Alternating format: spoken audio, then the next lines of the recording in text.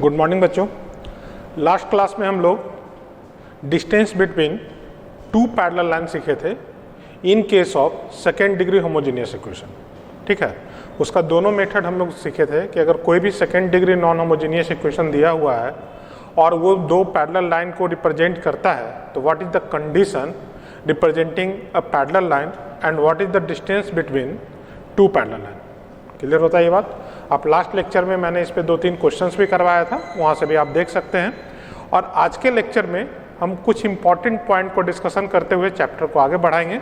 तो second degree non homogeneous equation के कुछ एक इंपॉर्टेंट पॉइंट है जिसको आज हम यहाँ पे डिस्कशन करने जा रहे हैं।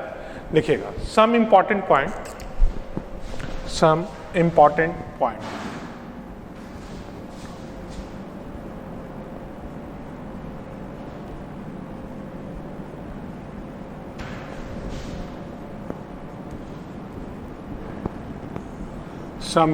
Point. Clear?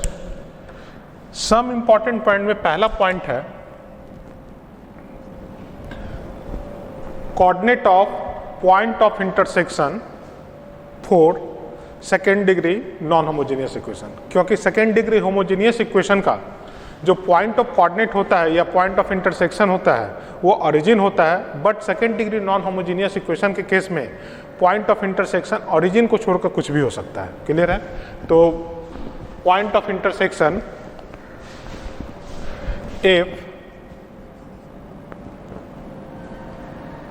Pair of a straight line is represented by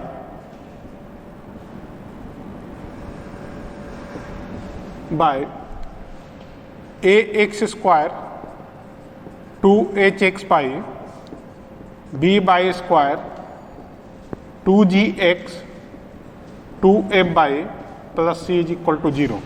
clear?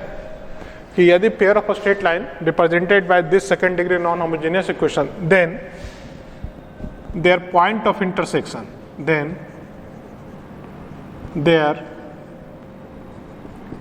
point of intersection। Clear? तो इसका पॉइंट ऑफ इंटरसेक्शन क्या होगा ये जनरल डिस्कशन है। यहाँ पे 2-3 मेथड है जनरली बुक वगैरह में दिया हुआ है। हम यहाँ एक सिंपल मेथड लेंगे। ठीक है? एक्चुअल में देखिएगा हम यहाँ पे ABC FGH को तो पहचान ही रहे हैं कि ABC FGH क्या है। तो हम इसके लिए डिटर्मिनेंट्स का वैल्यू लिखने का तरीका सीखे थे। ये मेथड है, इसको ध्यान में रखिएगा। लिखे थे ABC FGH FGH। क्लियर? अब इसका डेल इक्वल टू 0 करने का हमारे पास कोई मतलब नहीं है क्योंकि ये real pair of straight line को तो इंडिकेट कर ही रहा है।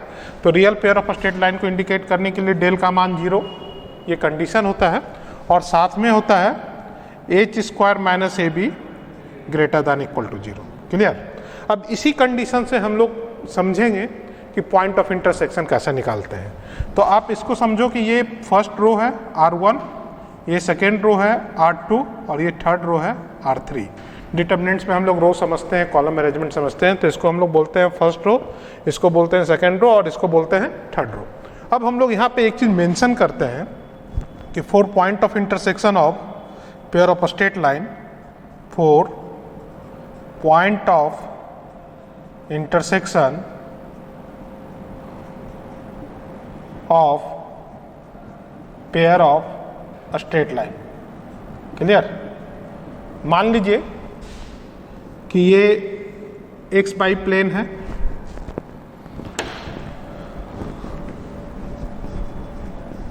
मान लीजिए एक्स वाई प्लेन है, एक्स वाई। ठीक है?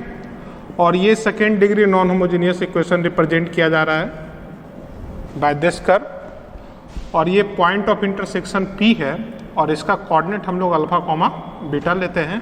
तो how to find coordinate of point P या अल्फा बीटा का मान ABC FGH के टर्म में कैसे निकालेंगे, इस बात को हम लोग यहाँ पे सीखने जा रहे हैं। क्लियर? अब आइए, इसका मेथड क्या होता है, टेक्निक क्या होता है। ये टेक्निक से ही किया जा सकता है। 2 मेथड है, 3 मेथड है, लेकिन हम सिर्फ एक मेथड यहाँ पे सीखेंगे जो कि ज़्यादा आसान है। अब जो फर्स्ट रो है उसका आप लीनियर इक्वेशन बनाइए। जैसे मान लीजिए कि हम इस फर्स्ट रो से लिख सकते हैं AX H y plus G is equal to 0, HX B y plus F is equal to 0। क्या ये लिखा जा सकता है? फिर से समझिएगा क्या लिखा गया कि आप डेल में जो डिटर्मिनेंट्स अरेंज करवाते हैं उसके फर्स्ट रो का एलिमेंट उठाइए और x by constant terms, x by और g एज ए कांस्टेंट। फिर सेकेंड रो का एलिमेंट उठाइए, उसमें x बाई और कांस्टेंट टर्म। क्लियर? 1 से मल्टीप्लाई करना, एक इक्वेशन लीनियर इक्वेशन बना लीजिए। Now the solution of this two equation is the coordinate of point of intersection of pair of straight line. Clear होता है बात? मतलब अब हमको करना क्या है कि find the solution of this two linear equation. Now ये अब हम लोग इसको सॉल्व करने के लिए जाते हैं। तो सॉल्व करने के लिए हमारे पास 3 मेथड है, method of elimination, method of cross multiplication and method of substitution. आप चाहो जो करना उसमें ये कर सकते हो, लेकिन method of cross multiplication is most important.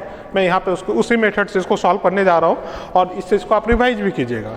Straight line में भी मैंने बताया था कि method of cross multiplication is very very important. आप इसको सीखिए, ये वेक्टर में भी आपके काम आने वाला है। ठीक है? अब यहाँ पर समझना कि हम इसको कैसे सॉल्व करते हैं। देखिएगा, AX plus H y plus G is equal to 0, HX plus B y plus F is equal to 0। अब मैं इसको सॉल्व करके लिखता हूँ। ठीक है? कैसे लिखेंगे? x के रिगार्डिंग, x को जब हम लोग सॉल्व करते हैं तो डिटरमिनेंट फॉर्म में लिखते हैं इस एलिमेंट को H B F G is equal to minus y, और फिर हम इस एलिमेंट को लिखेंगे A H G F। Constant के साथ इस एलिमेंट को इसी तरीके से अरेंज करेंगे। अरेंजमेंट का तरीका हम लोग पहले से सीखे हुए हैं, हम यहाँ पे इस पर विशेष डिस्कशन नहीं करने जा रहे हैं, ये बात हम लोग पहले से जानते हैं। क्लियर होता है? अब आगे बढ़ते हैं। सेकेंड ऑर्डर डिटर्मिनेंट्स को सॉल्व करने का तरीका आप लोग जानते हैं। इसको सॉल्व किया जा सकता है HG माइनस FB से। इसको सॉल्व किया जा सकता है minus by AF minus GH से। इसको सॉल्व किया जा सकता है AB माइनस H स्क्वायर से। लिख सकते हैं क्या? ठीक है? अब हम आगे बढ़ते हैं। यहां से इसको 1 मान लीजिए, ये 2 है और ये 3। तो 1 और 3 को इक्वेट करके x का मान निकाल सकते हैं और 2 और 3 को इक्वेट करके y का मान निकाल सकते हैं। नाउ इक्वेटिंग 1 and 3,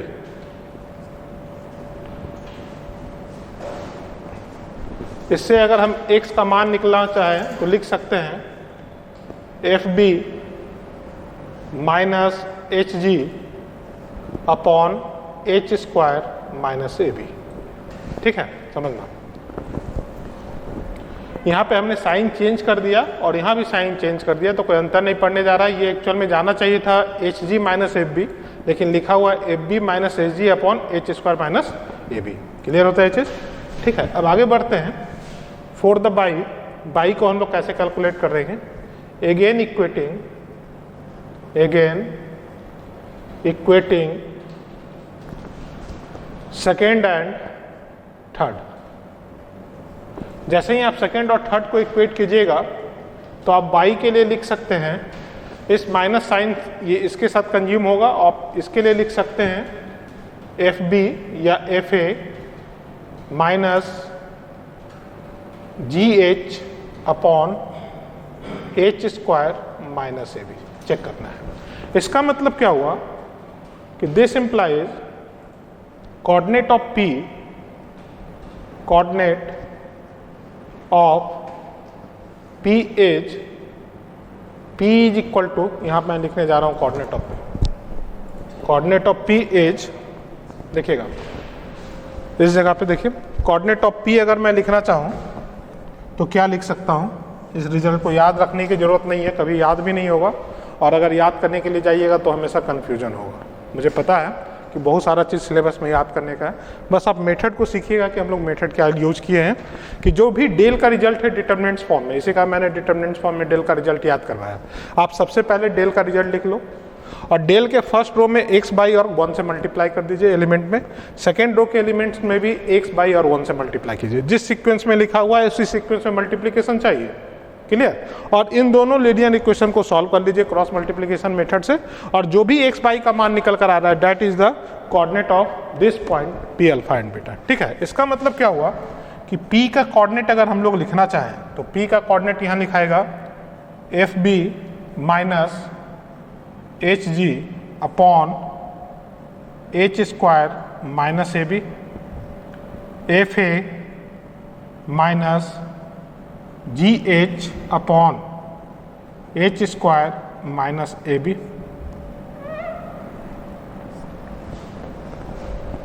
दिखता है ये बात, क्लियर है।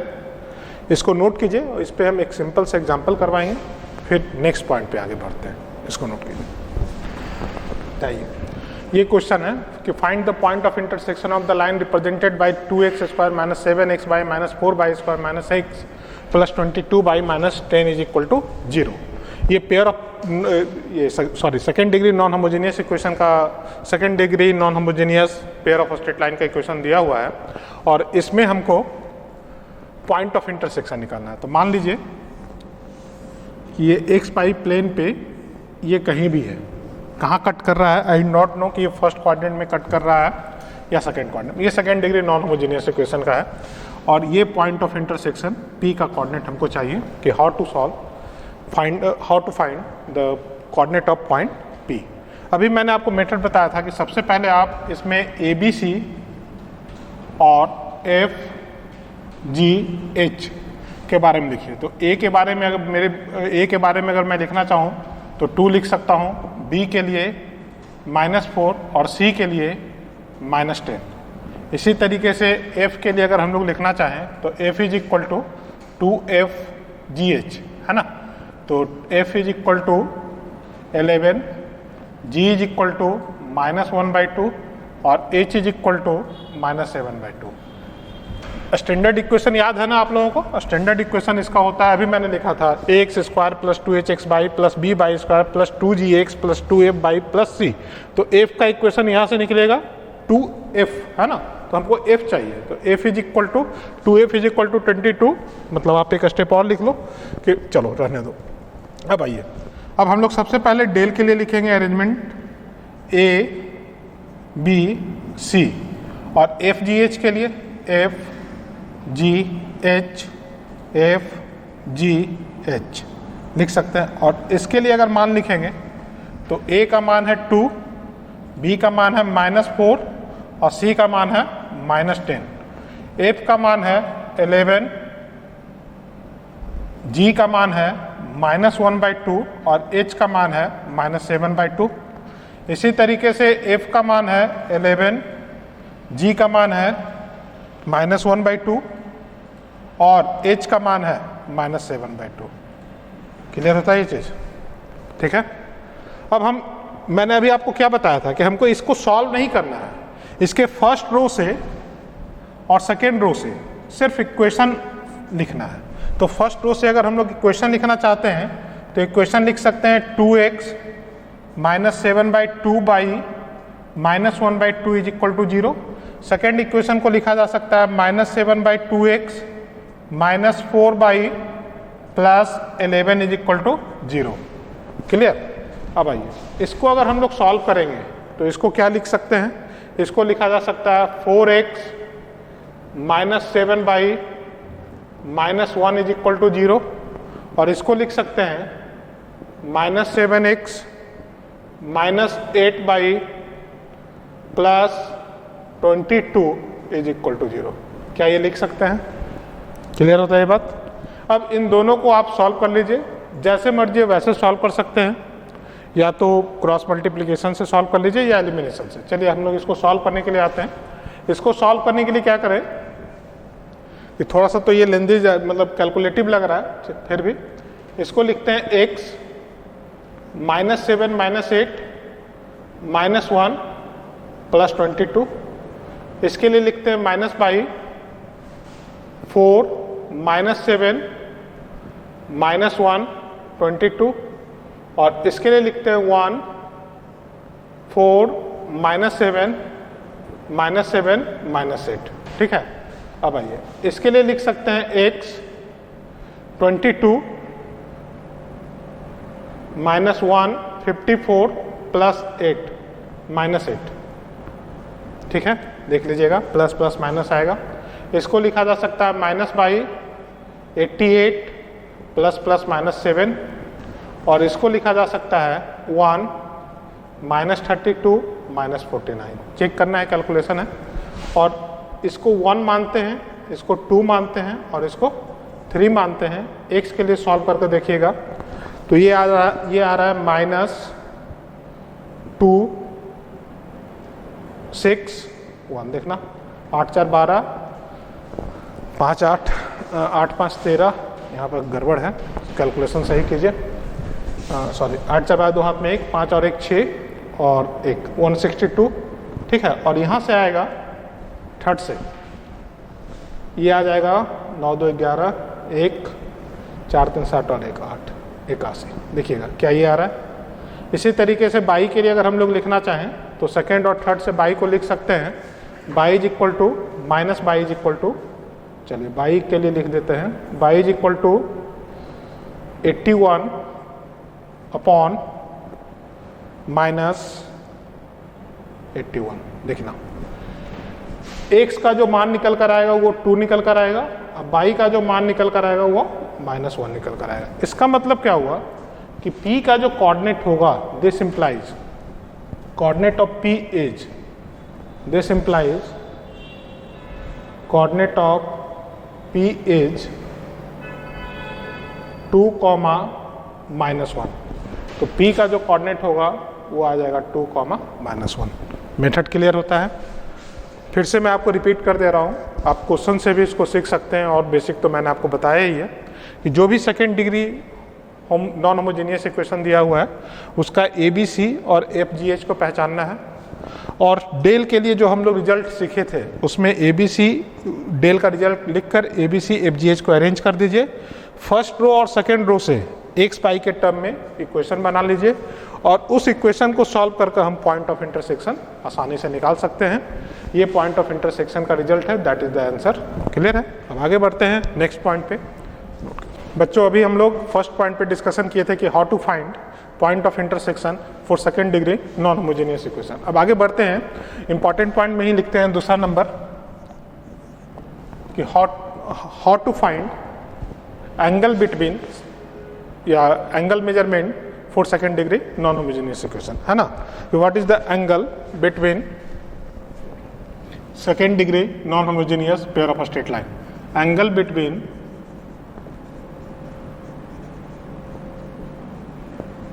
Second degree non homogeneous pair of straight line. Clear कि अगर कोई भी straight line ax square 2hx y b y square 2gx 2f y plus c is equal to 0 है, 2f y plus c is equal to 0 है, तो हम लोग second degree non homogeneous equation के पेयर ऑफ स्ट्रेट लाइन को कैसे लिखेंगे। ठीक है, अब देखना है इसको कि हम लोग second degree non homogeneous equation के पेयर ऑफ स्ट्रेट लाइन को कैसे लिखते हैं, ये बात समझिएगा। देखिएगा क्या करना होगा इसमें कि रिजल्ट जो आएगा theta is equal to tan inverse 2 under root of h square minus ab upon a plus b का मॉड। रिजल्ट बिल्कुल सेम होता है। अगर हम इसके टेंजेंट वैल्यू पे बात करते हैं तो tan theta is equal to 2 root under h square minus ab upon a plus b का मॉड। क्योंकि एंगल जो होगा वो हमेशा एक्यूट एंगल काउंट होगा, तो एंगल जो है theta, here theta is always acute angle, theta is an acute angle. Clear?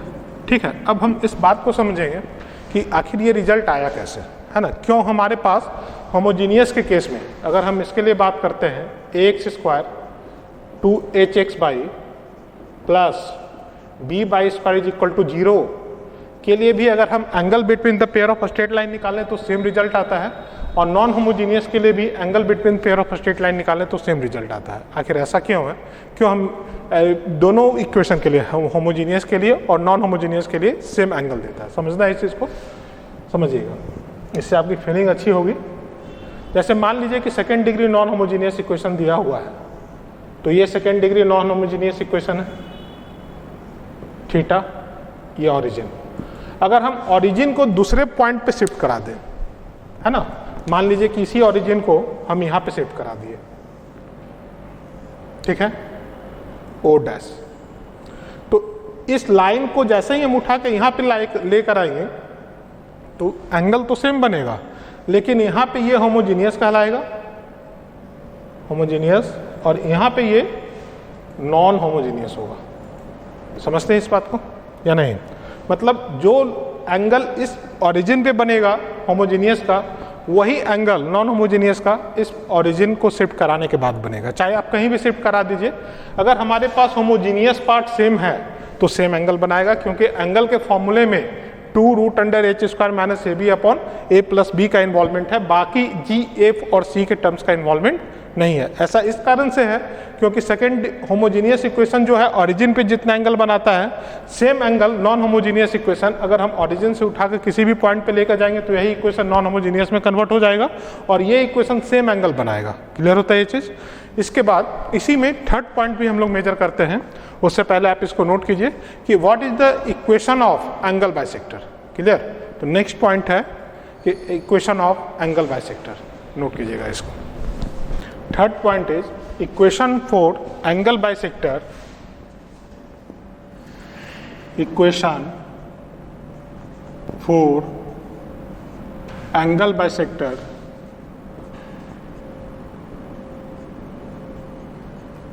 Sector of second degree non homogeneous equation, non homogeneous equation, है ना, कि हम लोग इक्वेशन ऑफ एंगल बाइसेक्टर पे डिस्कशन करने जा रहे हैं for second degree non homogeneous equation. तो second degree non homogeneous equation ax² 2hx b² 2gx 2f plus c is equal to 0 दिया हुआ है, देखा। और जैसे ही हम इस बात को समझते हैं 2gx, ठीक है, plus 2f plus c is equal to 0 दिया हुआ है, इसका इक्वेशन फॉर एंगल बाइसेक्टर लिखने के लिए, equation of angle bisector, equation of angle bisector के लिए सबसे पहले हमको इसका पॉइंट ऑफ इंटरसेक्शन का कोऑर्डिनेट चाहिए। तो मान लेते हैं कि let alpha beta be the coordinate of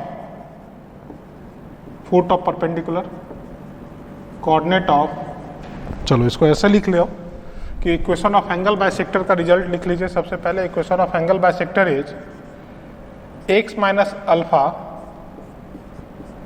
y minus beta upon a minus b is equal to x minus alpha y minus beta upon h। समझना है इसको कि हम क्या लिखने जा रहे हैं। क्लियर है? देखिएगा कैसे हम लोग लिखने जा रहे हैं और क्या लिखने जा रहे हैं। चूंकि ax² 2hx एक चीज और मेंशन कर दें, where alpha beta is coordinate of their point of intersection. Alpha is coordinate of their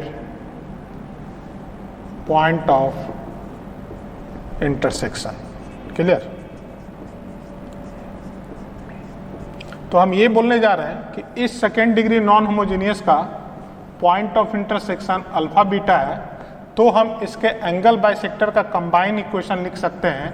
ये B1 और B2 है, तो B1 और B2 के इक्वेशन को, कंबाइन इक्वेशन को लिखने का ये तरीका है कि x माइनस अल्फा का square minus y minus beta का square upon a minus b, x minus alpha y minus beta upon h। अब इसको याद कैसे रखते हैं हम लोग? सेकेंड डिग्री होमोजीनियस के केस में ax square 2hx y b y square is equal to 0 के केस में इक्वेशन ऑफ एंगल बाइसेक्टर लिखे थे।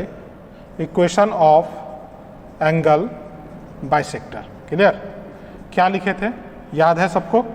लिखे थे x square minus y square a minus b x y upon h, लिखे थे क्या? अब ये एंगल बाइसेक्टर है, इसका जो कोऑर्डिनेट पॉइंट है वो कितना है? 0,0, L1 और L2 मान लीजिए, है ना। अब इस इक्वेशन को हम लोग कैसे लिख सकते हैं, कैसे चेंज कर सकते हैं, उस चेंज को समझना है तो आपको बिल्कुल क्लियर हो जाएगा।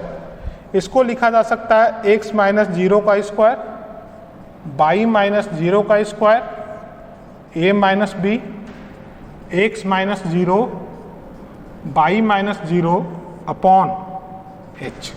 तो यही काम हम वहाँ भी कर रहे हैं कि जो भी x होगा वो अपने कोऑर्डिनेट पॉइंट के साथ, पॉइंट ऑफ इंटरसेक्शन के साथ लेगा। तो x माइनस x का कोऑर्डिनेट बाई माइनस बाई का कोऑर्डिनेट अपॉन x का कोफिशिएंट माइनस बाई का कोफिशिएंट, x माइनस x का कोऑर्डिनेट बाई माइनस बाई का कोऑर्डिनेट अपॉन 2x बाई का कोफिशिएंट। क्लियर होता है? सेम काम हम यहाँ भी करने जा रहे हैं कि इस second degree non homogeneous equation का, इसको ओरिजिन आप इधर कहीं मान लीजिए, ये कहीं ओरिजिन होगा x और y।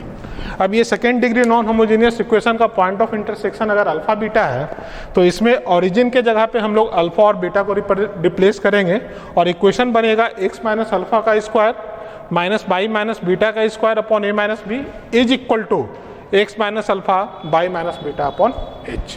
क्लियर है ये बात? ठीक है, अब आगे बढ़ते हैं, इस पर हम लोग कुछ एक बेसिक क्वेश्चंस करते हैं। अभी हम लोग सीखे second degree non homogeneous equation का एंगल निकालने के लिए कि what is the angle between second degree non homogeneous equation. उसी पे एक क्वेश्चन है कि दिया हुआ straight line, pair of straight line के बीच का एंगल निकालना है ना। तो इस इक्वेशन में अगर हम लोग a के लिए लिखना चाहें तो a का मान 2 है, b इज इक्वल टू -4 और c is equal to -10, f g और h, f is equal to 11, g is equal to -1/2 और h इज इक्वल टू -7/2।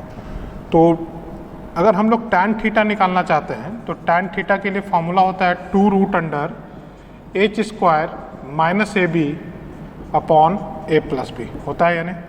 अब इसके लिए अगर हम लोग लिखना चाहते हैं तो 2√h स्क्वायर, तो h स्क्वायर का जो मान होगा वो 49/4 minus ab is equal to +8 upon a और b का मान, और a प्लस b के लिए लिख सकते हैं h square a plus b is equal to 2 minus 4 का मॉड।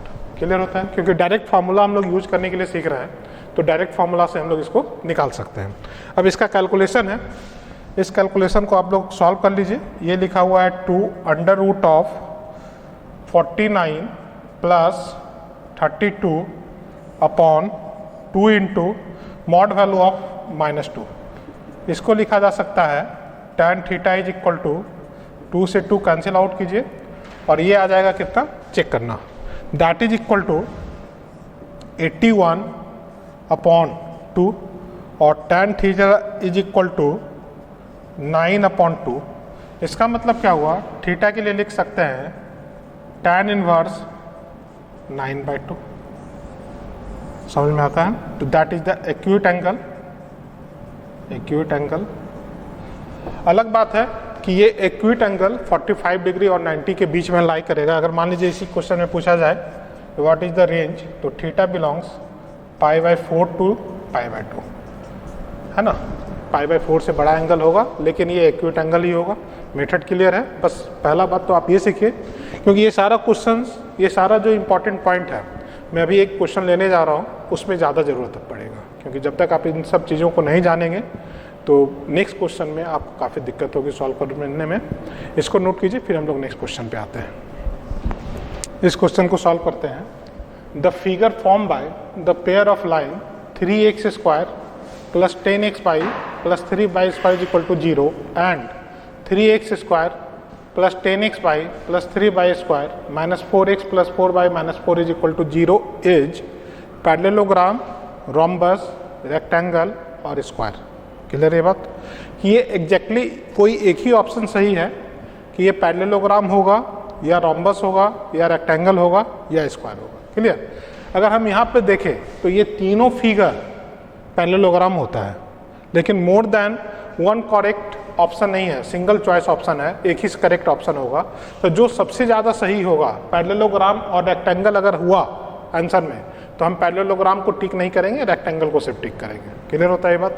मान लीजिए कि स्क्वायर आया, तो स्क्वायर भी एक पैरेललोग्राम होता है, उस केस में भी हम पैरेललोग्राम को टिक नहीं करेंगे, सिर्फ स्क्वायर को टिक करेंगे, क्योंकि जो बेस्ट ऑप्शन है इन चारों में वो स्क्वायर है। क्लियर है? मुझे नहीं पता कि आंसर क्या होगा, मैं बस आपको एक एग्जांपल देना चाह रहा हूँ, क्योंकि ये तीनों फिगर जो है रोम्बस, रेक्टेंगल और स्क्वायर, वो एक पैरेललोग्राम होता है और ऑप्शन एक पैरेललोग्राम दिया हुआ है। तो जब भी सिंगल करेक्ट ऑप्शन होता है, तो जो दो ऑप्शन मैच कर रहे हैं, तो उसमें से जो बेहतर ऑप्शन है, जो कि सबसे ज़्यादा अच्छा ऑप्शन होगा, उसको हम लोग सेलेक्ट करेंगे। क्लियर है?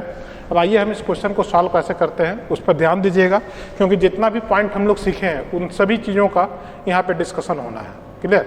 अब ये होमोजीनियस पार्ट है, होमोजीनियस इक्वेशन है, और ये नॉन होमोजीनियस इक्वेशन है जिसका ये होमोजीनियस पार्ट है। तो होमोजीनियस पार्ट इन दोनों का सेम है।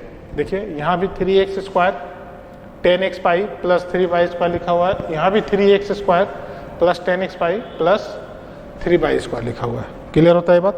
देख लो। ठीक है? अब जैसे ही हमारे पास ये दोनों सेम हो गया, इसका मतलब क्या हुआ कि ये और ये पैरेलल साइड्स तो देगा। क्लियर? क्योंकि ये ओरिजिन पे कट करेगा और ये किसी भी पॉइंट पे कट करेगा अदर देन ओरिजिन, लेकिन साइड्स जो होगा वो पैरेलल होगा। कहने का मतलब क्या हुआ कि मान लीजिए कि ये लाइन है जो कि ओरिजिन पे कट कर रहा है, इसका कंबाइन इक्वेशन, दूसरा लाइन जो होगा वो भी इसके पैरेलल इस तरीके का होगा, है ना, और ये भी किस पे कट करेगा? ओरिजिन के अलावा किसी न किसी पी पॉइंट पे कट करेगा। दिखता है ये बात? ठीक है? मान लीजिए कि ये कोई भी पी पॉइंट है और ये ओरिजिन है 0,0। अब इन दोनों में, है ना, अब जैसे ही हमारे पास ये दोनों पॉइंट आ गया, तो ये पैरेललोग्राम है। इस पैरेललोग्राम में हम लोग इस P को कट करवाएंगे। करवा दिए कट। ठीक है? मान लीजिए कि P कोई भी कोऑर्डिनेट पॉइंट होगा अल्फा बीटा, अगर हमको जरूरत पड़ेगा तो अल्फा बीटा हम लोग कैलकुलेट करने का तरीका अभी सीखे हैं वहाँ से। अब ये फिगर पैरेललोग्राम तो दिख ही रहा है, अब हमको ये डिसाइड करना है कि पैरेललोग्राम के अलावा क्या ये रोम्बस है, रेक्टेंगल है, स्क्वायर है, या सिर्फ हम पैरेललोग्राम देकर इसका आंसर सही कर सकते हैं। क्लियर है? अब आइए हम लोग इसका डिस्कशन कैसे करते हैं। तो सबसे पहले हम पी अल्फा बीटा पॉइंट को निकाल लेते हैं। कोऑर्डिनेट पॉइंट निकालने का तरीका भी हम सीखे थे। तो 4 पी अल्फा बीटा, देखिएगा कैसे सॉल्व करेंगे।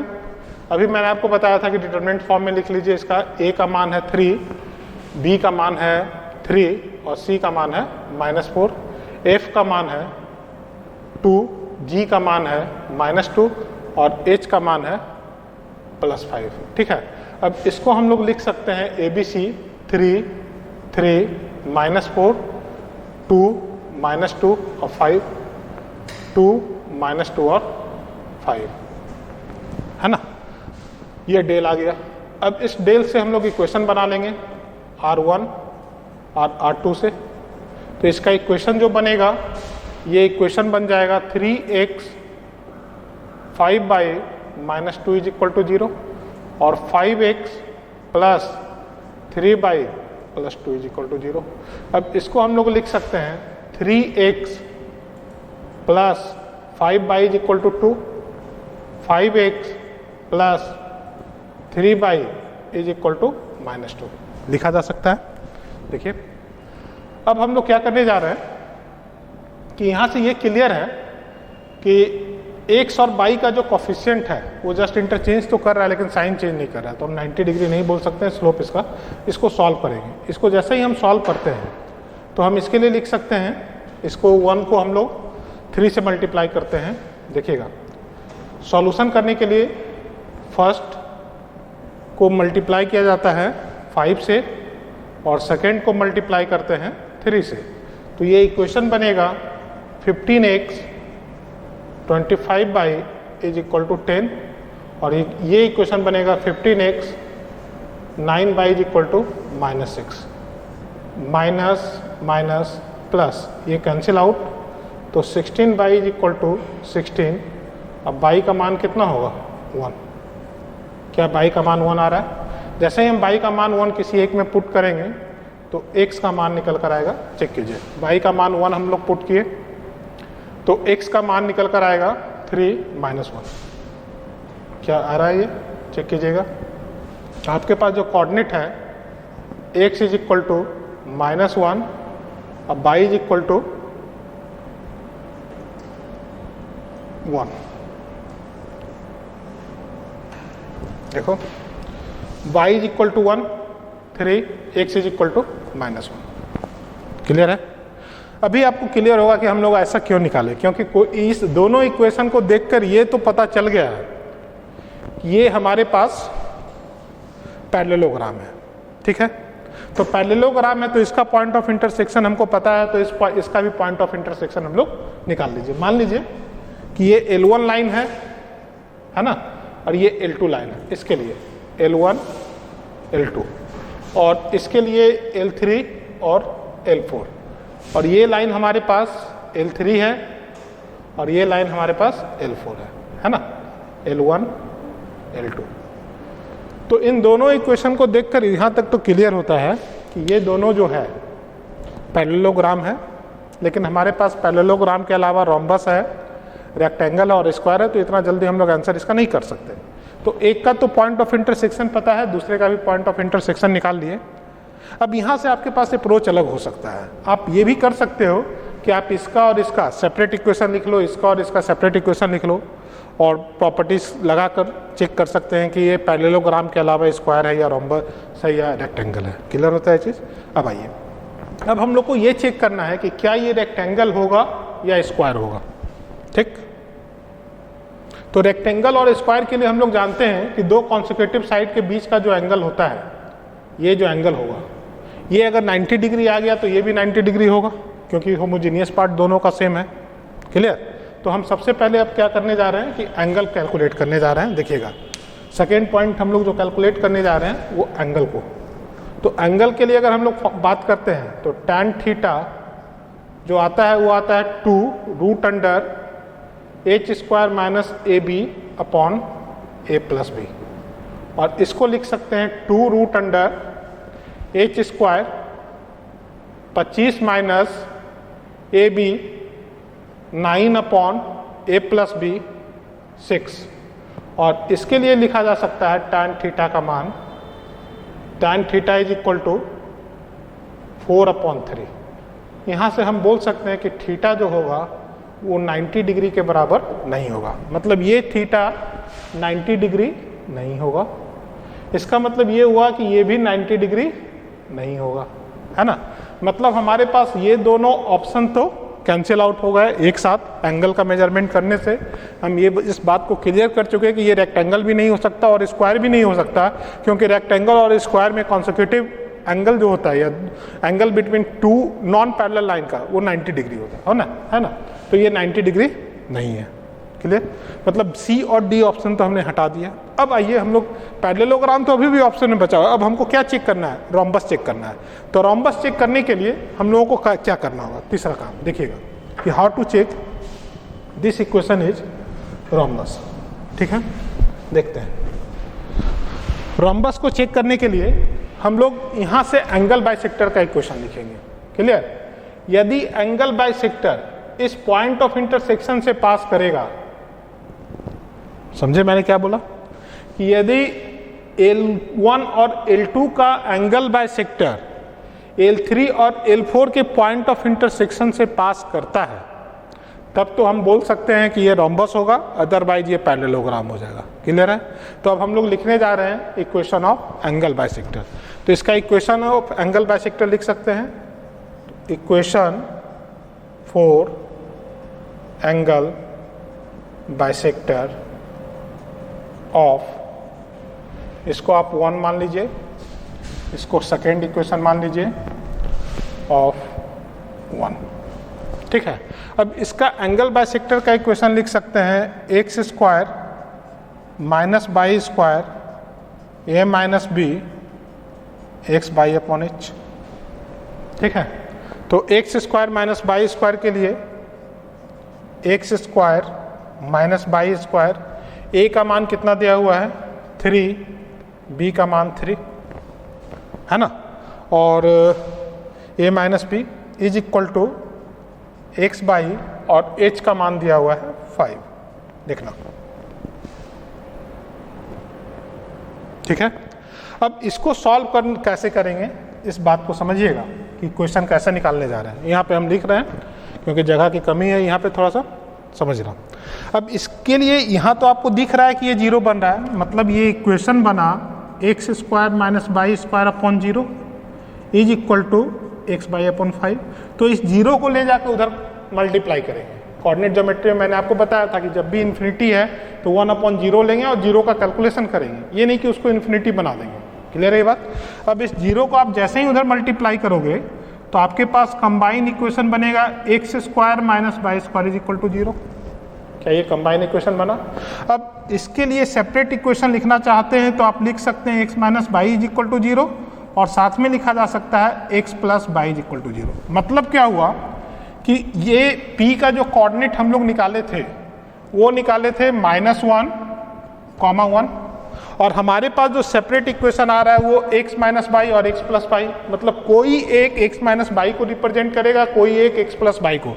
तो इसका इक्वेशन अगर हम लोग x प्लस बाई लेते हैं तो दूसरे जो बाइसेक्टर्स का इक्वेशन होगा B2, मान लीजिए ये B1 है, तो B1 is equal to x plus y and B2 is equal to x minus y. इसको आप लोग x minus y is equal to 0 लिख सकते हैं।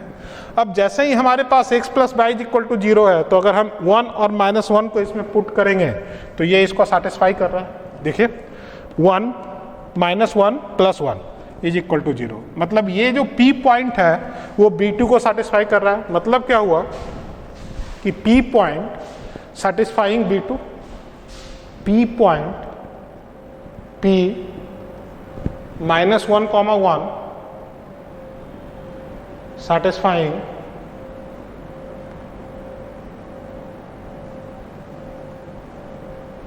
B2, that equation is x plus y is equal to 0. This implies this shape is not only parallelogram but rhombus. इसका मतलब the correct option is rhombus is the right option. Clear होता है ये चीज़? तो यहाँ पे हम लोग इस बात को डिस्कशन किए कि अगर दो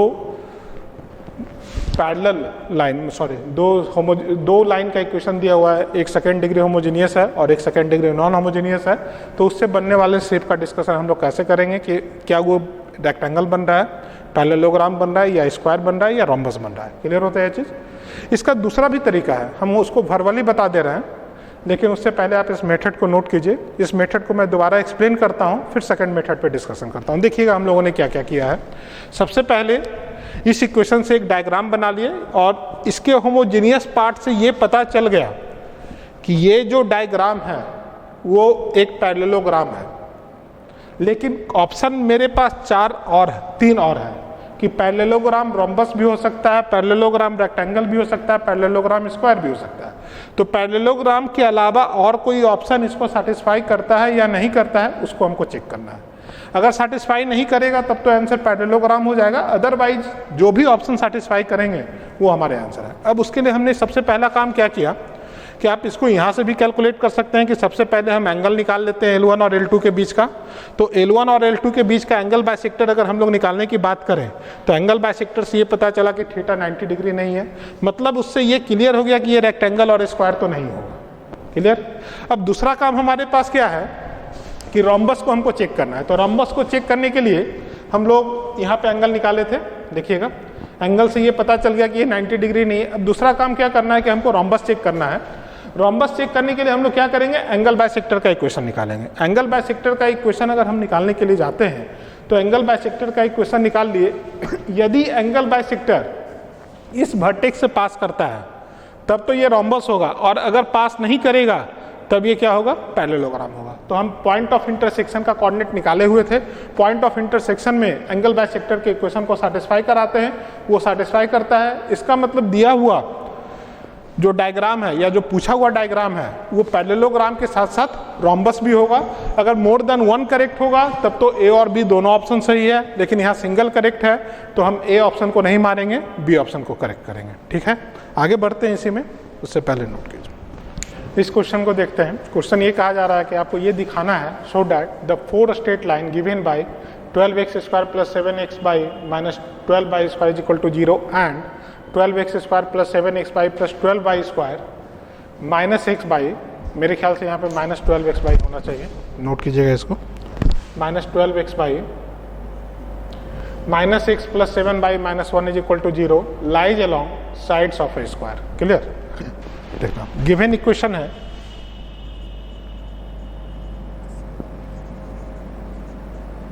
given equation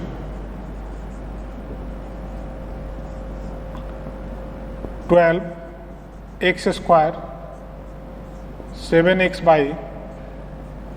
12y² = 0, 12x² 7x / 12y² -x 7y - 1 = 0। ठीक है, अब जैसे ही हमारे पास ये इक्वेशन है तो हम इसके बीच का जो सेकेंड डिग्री होमोजीनियस पार्ट है वो दोनों में सेम है। पहला बात तो ये क्लियर होता है। अगर हम ए के लिए बोले तो ए यहाँ 12 दिया हुआ है, b = -12 और h = 7/2।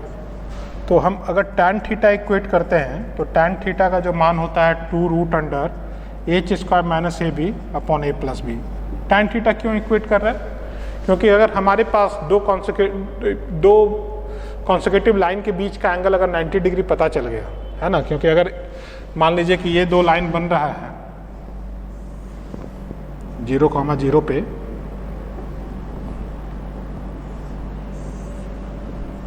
ठीक है, तो यहाँ भी जो एंगल इस जगह पे होगा सेम एंगल यहाँ पे होगा, क्योंकि दोनों इक्वेशन का होमोजेनियस पार्ट सेम है। ठीक है, दोनों पैरेलल लाइन होगा। क्लियर? अब इसको अगर हम लोग कैलकुलेट करते हैं तो 2√49/4 minus plus 144 upon a + b। a + b के लिए लिख सकते हैं 12 - 12 that is equal to some constant upon 2√0 is equal to not defined, है ना। नॉट डिफाइंड बोलने का मतलब क्या हुआ कि theta is equal to tan inverse infinity is equal to π/2। मतलब थीटा का जो मान निकल कर आएगा वो कितना निकल कर आएगा, यहाँ पे थीटा जो है 90 डिग्री के बराबर है, यहाँ भी थीटा 90 डिग्री के बराबर होगा। मतलब क्लियर हुआ कि ये दोनों पैरेलल है, ये इसके पैरेलल है, मतलब ये भी 90 डिग्री होगा। इसका मतलब क्या हुआ कि जो भी शेप बन रहा है इन चारों लाइन के द्वारा वो कैसा बन रहा है, स्क्वायर बन रहा है। क्लियर है ये बात? This is the square. ठीक है, तो आज के लिए हम लोग इतना ही रखते हैं। नेक्स्ट क्लास में हम होमोजेनाइजेशन मेथड को सीखेंगे और उससे रिलेटेड क्वेश्चंस को करेंगे। ठीक है, थैंक यू वेरी मच।